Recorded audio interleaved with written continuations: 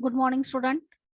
TY BCom 2019 pattern semester 6 या 6व्या सेमिस्टरचा आपण आज पुढचा टॉपिक सुरू करत आहोत. ॲडव्हान्स अकाउंटिंग पेपर सेकंड या सब्जेक्टचा ब्रांच अकाउंटिंग या टॉपिकला आजपासून आपण सुरुवात करणार आहोत. प्रथम आपण ब्रांच अकाउंटचा जो फॉर्मॅट आहे किंवा प्रो फॉर्मा आहे तो पाहणार आहोत. ब्रांच अकाउंट मध्ये आपल्याला अभ्यासण्यासाठी 3 मेथड्स आहेत. त्यापैकी एक मेथड आहे डेटर्स मेथड, दुसरी आहे स्टॉक अँड डेटर्स मेथड आणि तिसरी आहे trading and profit and loss account method. पण मोस्टली जे प्रॉब्लेम्स असतात ते डेटर्स मेथडवर आणि स्टॉक अँड डेटर्स मेथडवर येतात, त्यामुळे आपण सुरुवात त्यापासून करणार आहोत. आज फॉर्मॅट पाहत असताना आपण प्रथम डेटर्स मेथडचा फॉर्मॅट पाहणार आहोत आणि त्यानंतर पुढच्या जी मेथड आहे स्टॉक अँड डेटर्स मेथड तिचा फॉर्मॅट पाहणार आहोत.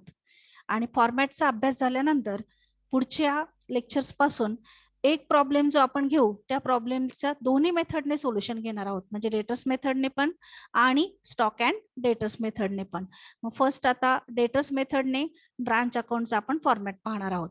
फॉर्मॅट पाहण्यापूर्वी ब्रांच अकाउंट म्हणजे काय ते समजावून घ्या. आपण बऱ्याच ठिकाणी बघितलेलं असेल की एखादं कापड दुकान असेल तर त्याच्या अनेक ठिकाणी शाखा असतात, किंवा एखादा कुठलाही बिझनेस असेल त्याचा अनेक ठिकाणी शाखा असतात, परंतु मेन ऑफिस जे आहे, हेड ऑफिस ज्याला आपण म्हणतो, ते एका ठिकाणी असतं आणि त्या हेड ऑफिस कडनं ब्रांचला माल सप्लाय केला जातो. मग ब्रांचचं काय काम असतं, तर ब्रांच स्वतः खरेदी करत नाही, ब्रांच फक्त सेल करतं, म्हणजे माल विक्री करते. आणि त्याचबरोबर इतर जे खर्च होतात ब्रांचकडे ते खर्च सुद्धा हेड ऑफिस कडनं पुरवले जातात, म्हणजे त्या खर्च करण्यासाठी पैसे हेड ऑफिस पाठवत असतं. म्हणजे ब्रांचचं काम काय आहे, तर फक्त आलेल्या मालाची विक्री करणे. आणि मालाची विक्री करत असताना आपल्याला सर्वांना माहिती आहे की मालाची विक्री 2 पद्धतीने होते, एक कॅश सेल्स आणि दुसरा क्रेडिट सेल्स. आणि ब्रांचला खर्च काय येतो, तर साधारणपणे जर ब्रांच आपली रेंटवर असेल तर रेंट पेड करावं लागतं, सॅलरीज पेड कराव्या लागतात, स्टाफच्या जाहिरातीचा खर्च असतो, इतर जे काही खर्च असतील ते ब्रांच मार्फत केले जातात. आणि त्यासाठी देखील पैसे कोण पुरवतं, तर हेड ऑफिस पुरवत असतं. मग हेड ऑफिस कडनं आलेला मालाची विक्री करणे हे काम ब्रांचचं असतं. मग हेड ऑफिस जेव्हा माल पाठवतो तेव्हा माल पाठवत असताना 2 पद्धतीने पाठवला जातो. एक आहे ऍट कॉस्ट, म्हणजे मूळ किमतीला, आणि एक आहे ऍट सेलिंग प्राइस, म्हणजे विक्रीची जी किंमत आहे त्याला. मग जेव्हा सेलिंग प्राइसला किंवा इनव्हॉइस प्राइसला माल पाठवला जातो तेव्हा त्यामध्ये प्रॉफिट इन्क्लूड असतो. मग आपल्याला कॅल्क्युलेशन करताना प्रॉफिट सेपरेट करायचा असतो, त्याला लोडिंग असं म्हटलं जातं. म्हणून ब्रांच अकाउंटचा प्रॉब्लेम सॉल्व्ह करत असताना अगोदर जर आपल्याला माल इनव्हॉइस प्राइसला, सेलिंग प्राइसला, इनफ्लॅटेड प्राइसला आलेला असेल किंवा कॉस्ट प्लसने आलेला असेल तर आपल्याला लोडिंगची वर्किंग नोट तयार करावी लागते आणि त्याचं कॅल्क्युलेशन करावं लागतं. त्यानंतर जो माल आपण रिसिव्ह केलेला आहे तर त्यातला काही डिफेक्टिव्ह असेल तर आपण रिटर्न करतो हेड ऑफिसला, म्हणून गुड्स रिटर्नचे ट्रान्झॅक्शन असतात, माल आल्याचे ट्रान्झॅक्शन असतात. त्यानंतर एका ब्रांच कडून दुसऱ्या ब्रांचकडे माल ट्रान्सफर केला असेल तर माल ट्रान्सफर केल्याचे ट्रान्झॅक्शन्स असतात. आणि जेवढे काही गुड्सचे एंट्रीज असतील त्या सर्व गुड्सच्या एंट्रीजवर लोडिंग कॅल्क्युलेट करायचा असतो, म्हणजे त्यातून प्रॉफिट हा सेपरेट काढायचा असतो. म्हणून फर्स्ट जे आपल्याला समजावून घ्यायची आहे ती आहे वर्किंग नोट लोडिंगची. तर फर्स्ट लोडिंगची जी वर्किंग नोट आहे ती समजावून घ्या. लोडिंगची working note, calculation of loading, त्याचा फॉर्मॅट ठरलेला आहे. लोडिंगचा फॉर्मॅट आहे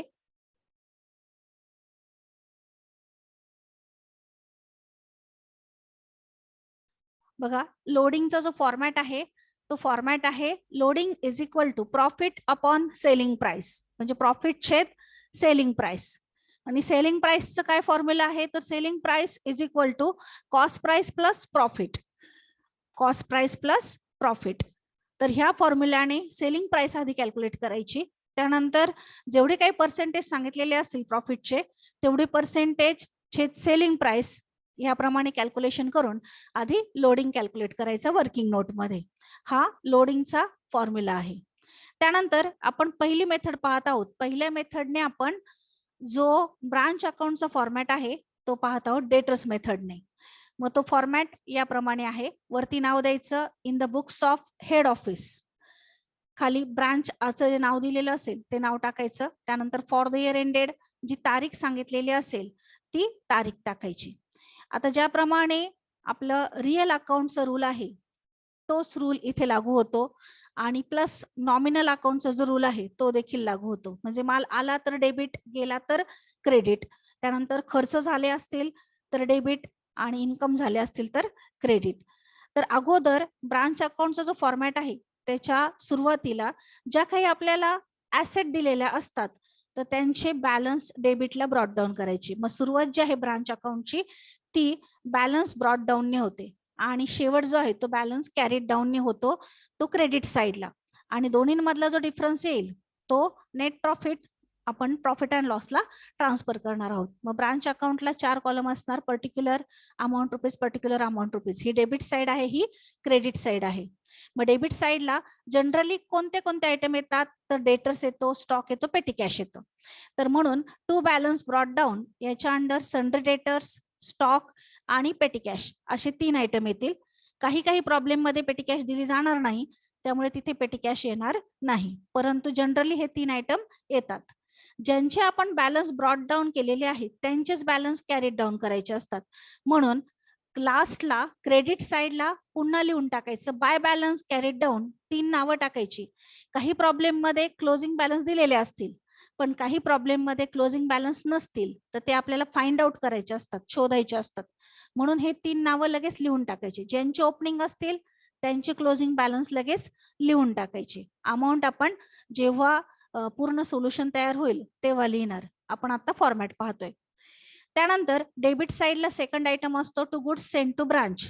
तर याला वेगवेगळी नावं असतात. To goods received from branch, to goods invoice to branch.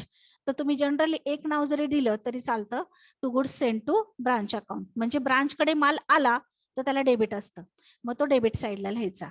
आणि त्यावरचा जो लोडिंग आहे, लोडिंग म्हणजे काय, जो आपण प्रॉफिट सेपरेट काढणार आहोत वर्किंग नोटमध्ये, तर तो आपण घेणार क्रेडिट साईडला.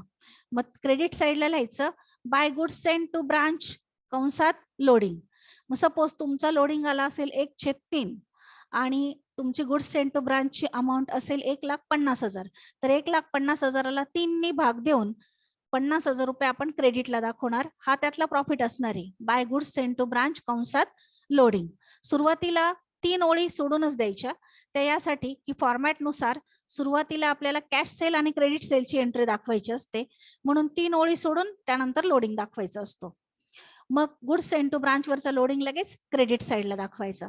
आणि आपण ब्रांचला माल जर परत केला असेल, हेड ऑफिसला ब्रांचने माल जर परत केला असेल तर त्याची एंट्री क्रेडिटला येते, by goods send to branch कंसात रिटर्न.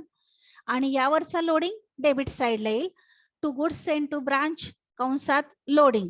मग समजा तुम्ही रिटर्न केलेला माल असेल 15,000, फॉर एक्झाम्पल आपण तेच घेऊ की 1/3 लोडिंग असेल, तर 15,000ला 3 ने भाग दिला तर 5,000 रुपये लोडिंग जो आहे तो डेबिटला येईल, to goods send to branch account कंसात लोडिंग ऑन गुड्स रिटर्न. याप्रमाणे माल आला तर डेबिट, त्यावरचं लोडिंग क्रेडिटला. माल रिटर्न केला तर क्रेडिट, त्यावरचं लोडिंग डेबिट साईडला घ्यायचा. त्यानंतर ब्रांच जो खर्च करते त्यासाठी पैसे हेड ऑफिस पाठवत असतं. तर जेवढे खर्च असतील ते सर्व खर्च टू बँक अकाउंट या हेडिंगच्या अंडर घ्यायचे. मग टू बँक अकाउंट हेडिंग देऊन, हे मी फॉर एक्झाम्पल म्हणून काही खर्च घेतलेले आहेत. खर्चांची नावं प्रॉब्लेमवर डिपेंड आहे, प्रॉब्लेम नुसार वेगवेगळी नावं येतील. मग त्यामध्ये सॅलरी, ऍडव्हर्टाइजमेंट, पेटी कॅश, रेमिटन्स म्हटलेले. रेमिटन्स म्हणजे काय, तर खर्च करण्यासाठी जी कॅश आलेली असेल, हेड ऑफिसने पाठवलेली असेल ती याच्या अंडर येते. त्यानंतर सन्ड्री एक्सपेन्सेस, सर्व खर्चांची बेरीज करायची आणि टोटल आउटरला घ्यायची. याप्रमाणे नेक्स्ट तिसरा आयटम असतो टू बँक अकाउंट, त्याच्या अंडर सर्व आपण खर्च घेणार आहोत. त्यानंतर हा जो लोडिंग आहे तो स्टॉक रिझर्व हा क्लोजिंग स्टॉकवरचा लोडिंग आहे. म्हणजे जेव्हा आपण इथे क्लोजिंग स्टॉक लिहू तर त्यावर देखील लोडिंग काढायचा आहे. तर तो लोडिंग आपण डेबिटला घेणार, परंतु त्याला स्टॉक न लिहिता स्टॉक रिझर्व असा शब्द टाकायचा असतो. म्हणून टू स्टॉक रिझर्व हा क्लोजिंग स्टॉकवरचं लोडिंग आहे. इन ब्रॅकेट लिहिलेले लोडिंग ऑन क्लोजिंग स्टॉक. त्यानंतर ओपनिंग स्टॉकवरचा जो लोडिंग आहे तो क्रेडिटला दाखवायचं. म्हणजे थोडक्यात काय, तर तुम्ही ज्या साईडला आयटम पोस्टिंग करतायत त्याच्या रिव्हर्स साईडला त्याचं लोडिंग येईल.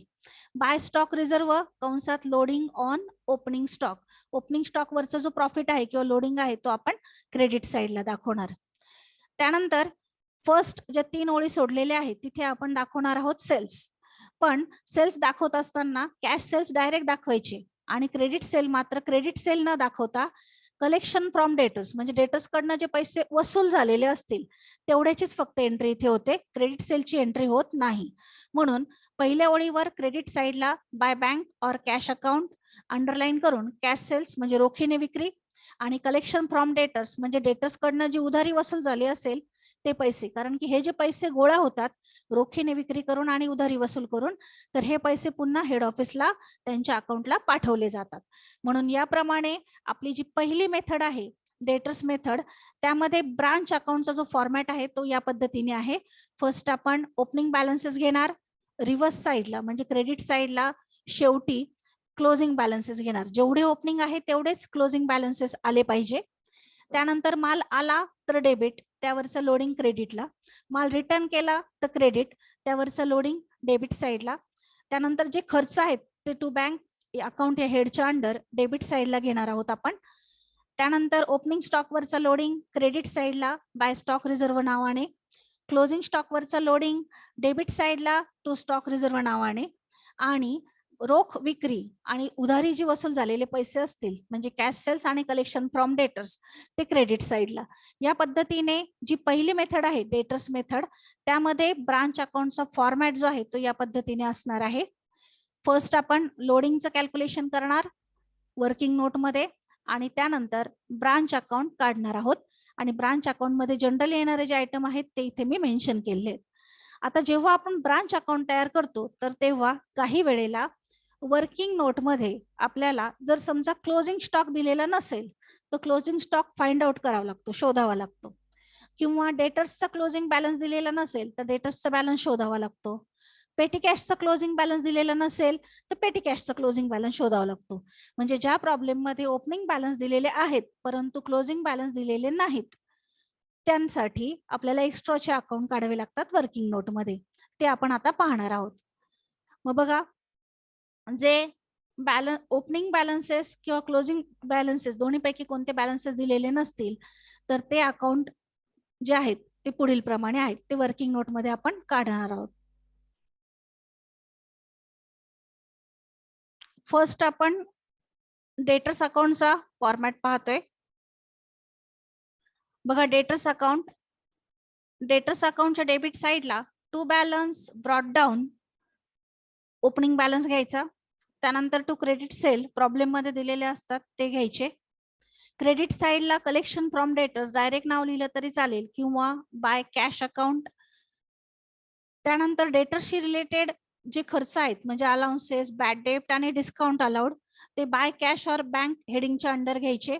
अलाउन्सेस, बॅड डेप्ट आणि डिस्काउंट अलाउड.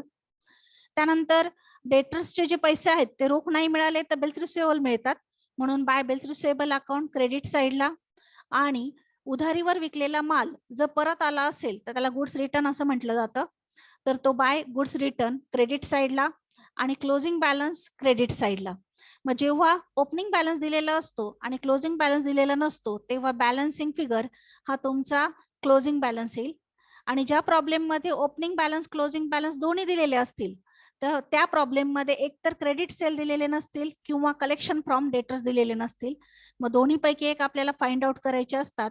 मग जो काही बॅलन्सिंग फिगर येईल, जर समजा ओपनिंग आणि क्लोजिंग दोन्ही बॅलन्सेस दिलेले असतील डेटर्सचे आणि तरी देखील बॅलन्सिंग फिगर येत असेल तर ती डेबिटला आली बॅलन्सिंग फिगर तर क्रेडिट सेल समजायचे, आणि क्रेडिट साइडला जर बॅलन्सिंग फिगर आली तर कलेक्शन फ्रॉम डेटर्स समजायचे. हे जे कलेक्शन फ्रॉम डेटर्स आहेत ते आपल्याला ब्रांच अकाउंटला क्रेडिट साइडला घ्यावे लागतात. याप्रमाणे जर डेटर्सशी रिलेटेड या 4 आयटम पैकी एखादा आयटम दिलेला नसेल तर आपल्याला डेटर्स अकाउंट काढावं लागतं. बॅलन्स ओपनिंगचा, बॅलन्स क्लोजिंगचा, कलेक्शन फ्रॉम डेटर्स आणि क्रेडिट सेल यापैकी एखादा आयटम मिसिंग असेल तर तो शोधण्यासाठी वर्किंग नोट मध्ये डेटर्स अकाउंट काढावं लागतं. त्यानंतर पेटी कॅशच्या बाबतीमध्ये पेटी कॅश अकाउंटला फक्त 4च आयटम असतात. मग 4 पैकी कोणताही एक आयटम दिलेला नसेल तर आपल्याला पेटी कॅश अकाउंट वर्किंग नोट मध्ये काढावं लागतं. त्याचं फॉर्मॅट याप्रमाणे आहे. डेबिट साइडला to balance brought down, credit साइडला बाय बॅलन्स कॅरीड डाऊन. जर समजा ओपनिंग क्लोजिंग दोन्ही बॅलन्सेस दिलेले असतील प्रॉब्लेम मध्ये तर पेटी कॅश रेमिटन्स दिलेलं नसेल तो बॅलन्सिंग फिगर येईल.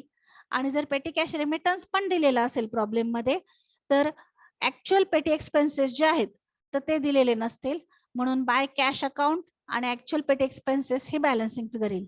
पेटी कॅशला हे 4 आयटम सोडून कोणताही आयटम नसतो, त्यामुळे हे 4 आयटम जर असतील दिलेले प्रॉब्लेम मध्ये तर पेटी कॅश अकाउंट काढण्याची गरज नाही. आणि जर ह्या 4 पैकी एखादा आयटम दिलेला नसेल तर आपल्याला वर्किंग नोट मध्ये पेटी कॅश अकाउंट काढावं लागतं. याप्रमाणे डेटर्स मेथडने ब्रांच अकाउंटचा फॉर्मॅट आहे. त्यामध्ये एक्स्ट्रा मध्ये आपल्याला debtors account, petty cash account काढावं लागतं, लोडिंगचा वर्किंग नोट करावी लागते आणि ब्रांच अकाउंटचा फॉर्मॅट प्रमाणे ब्रांच अकाउंट काढावं लागतं. ही आहे आपली पहिली मेथड, डेटर्स मेथड. पुन्हा एकदा ब्रांच अकाउंट दाखवते.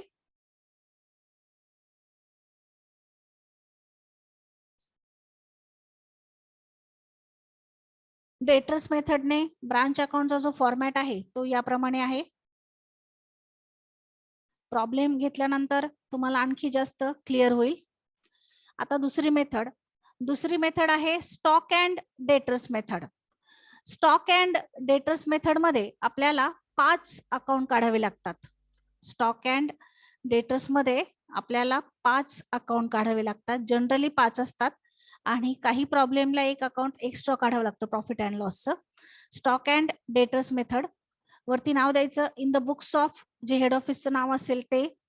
लेजर अकाउंट ऑफ ब्रांचचं नाव येईल. फॉर द इयर एंडेड तारीख येईल आणि त्यानंतर पहिलं अकाउंट आहे ब्रांच स्टॉक अकाउंट. आता ब्रांच स्टॉक अकाउंटला जे एंट्रीज आहेत त्या कशा असतात, माल आला तर डेबिट, गेला तर क्रेडिट. रिअल अकाउंटचा रूल आहे, कारण की स्टॉक ही आपले ऍसेट आहे, त्यामुळे रिअल अकाउंटचा रूल आला तर डेबिट, गेला तर क्रेडिट.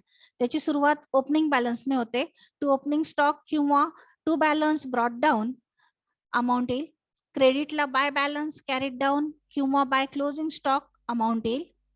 त्यानंतर माल आला असेल हेड ऑफिस कडनं तर to goods send to branch account डेबिटला दाखवायचा. माल रिटर्न केला असेल, परत पाठवला असेल तर by goods send to branch कंसात रिटर्न क्रेडिटला दाखवायचा. त्यानंतर डेटर्सला जो माल आपण विकलेला असतो, म्हणजे उधारीवर जो माल विकलेला असतो, तो जर परत आला असेल तर टू ब्रांच डेटर्स अकाउंट कंसात गुड्स रिटर्न डेबिट साइडला येईल.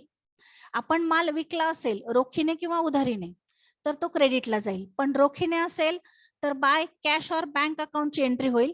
पण उधारीवर असेल तर त्याचा डबल इफेक्ट येतो, म्हणून बाय ब्रांच डेटर्स अकाउंट कंसात क्रेडिट सेल. याप्रमाणे स्टॉक अकाउंटचा फॉर्मॅट आहे. या व्यतिरिक्त प्रॉब्लेम नुसार जर गुड्स ट्रान्सफर असेल, म्हणजे आपल्याकडे माल आला असेल किंवा आपण दुसऱ्या ब्रांचला ट्रान्सफर केला असेल तर त्याची एक एंट्री वाढते, किंवा एखाद्या प्रॉब्लेम मध्ये शॉर्टेज किंवा सरप्लस असेल गुड्सचा तर त्याची एखादी एंट्री वाढते. पण जनरली येणारे जे ट्रान्झॅक्शन आहे ते फॉर्मॅटमध्ये मी इन्क्लूड केलेले आहेत. ओपनिंग बॅलन्स डेबिटला, क्लोजिंग बॅलन्स क्रेडिट साइडला, माल आला तर गुड्स सेंड टू ब्रांच डेबिटला, माल रिटर्न केला हेड ऑफिसला तर गुड्स सेंड टू ब्रांच कंसात रिटर्न क्रेडिट साइडला. त्यानंतर डेटर्स कडनं रिटर्न आला असेल तर डबल इफेक्ट आहे, म्हणून टू ब्रांच डेटर्स अकाउंट कंसात गुड्स रिटर्न. त्यानंतर माल विकला असेल, रोखीने विकला असेल तर बाय कॅश और बँक अकाउंट कंसात कॅश सेल्स क्रेडिटला.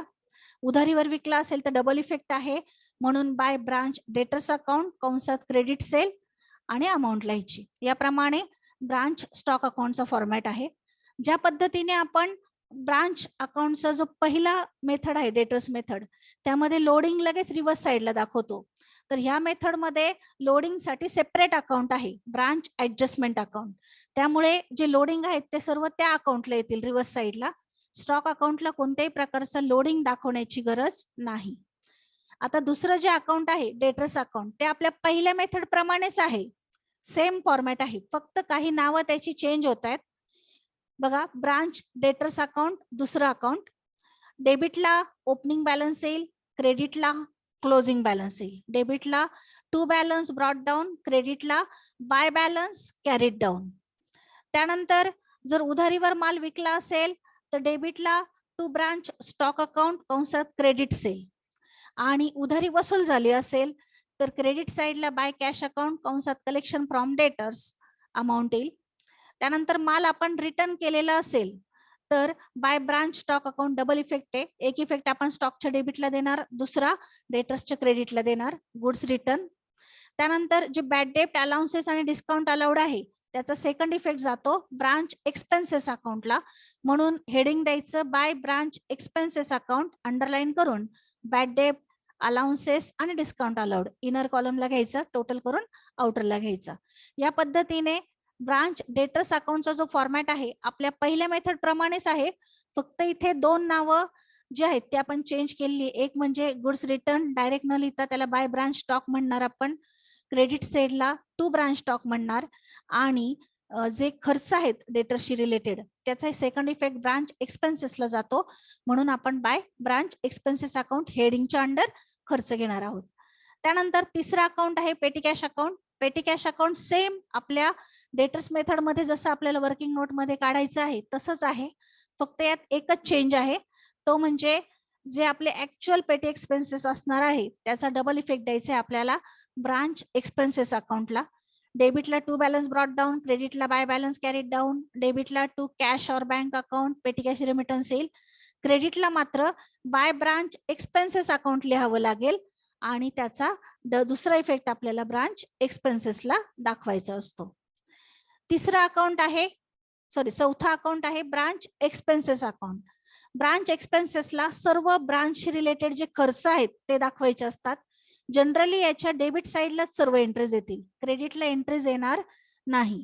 क्रेडिटला फक्त याची जी बॅलन्सिंग फिगर आहे ती आपण पोस्टिंग करतो ब्रांच ऍडजस्टमेंट अकाउंटला.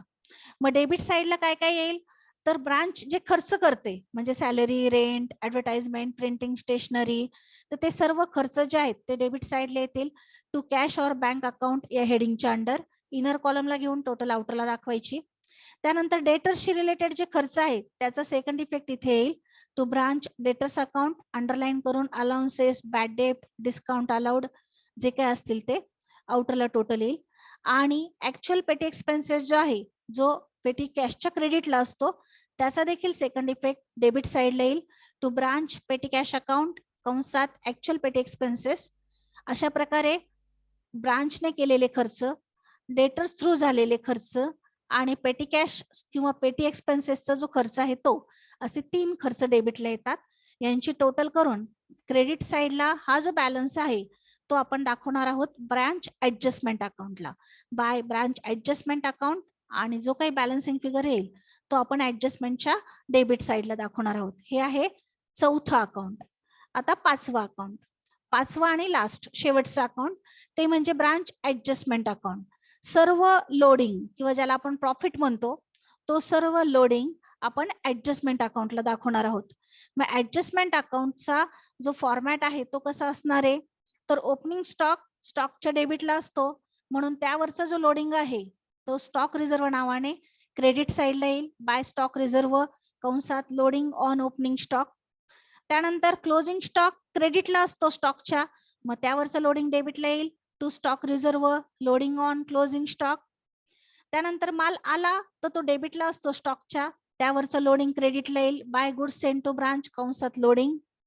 माल रिटर्न केला हेड ऑफिसला तर तो स्टॉकच्या क्रेडिटला असतो, त्यावरचं लोडिंग डेबिटला येईल to goods send to branch कंसात लोडिंग ऑन गुड्स रिटर्न.